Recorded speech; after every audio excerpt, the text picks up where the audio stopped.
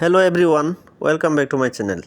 নিয়ে আসলাম নতুন একটি রেসিপি, আলু দিয়ে রুই মাছের ঝোল রেসিপি। তো প্রথমেই দিয়েছি আমি সয়াবিন তেল, তারপর দিয়েছি পেঁয়াজ।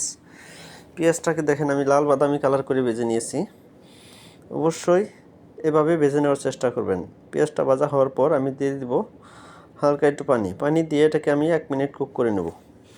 1 মিনিট কুক করে নেওয়ার পর দিয়ে দেবো স্বাদ মতো লবণ, জিরা, মরিচ, ধনিয়া, হলুদ, আদা রসুন বাটা দিয়ে মশলাটাকে সুন্দর করে কুক করবো আমি 5 থেকে 6 মিনিট।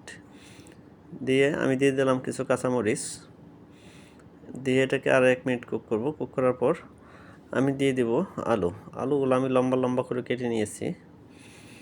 এটাকে দিয়ে আমি সুন্দর করে এখন এটাকে সিদ্ধ করে নেব কষাইয়ে। অবশ্যই এই মজাদার রেসিপিটা দেখার জন্য, শেখার জন্য পুরো ভিডিওটা দেখবেন, ভিডিওটা কোথাও স্কিপ করবেন না। আমার আলুটা কিন্তু সিদ্ধ হয়ে গেছে দেখেন 80%। আমি এই পর্যায়ে দিয়ে দেবো কিছু গরম পানি পরিমাণ মতো, দিয়ে ভালো করে জাল করে নেব। জাল হয়ে যাওয়ার পর আমি রুই মাছগুলো সুন্দর করে ভেজে রেখেছি, এটাকে দিয়ে দিলাম। দিয়া এটাকে আমি ঢাকনা দিয়ে হাই হিটে রান্না করব 1 মিনিট। 1 মিনিট রান্না করার পরেই দেখেন আমার রেসিপিটা পুরোপুরি রেডি। এত মজাদার এই রেসিপিটা অবশ্যই ট্রাই করবেন। আমার ভিডিওটা ভালো লাগলে অবশ্যই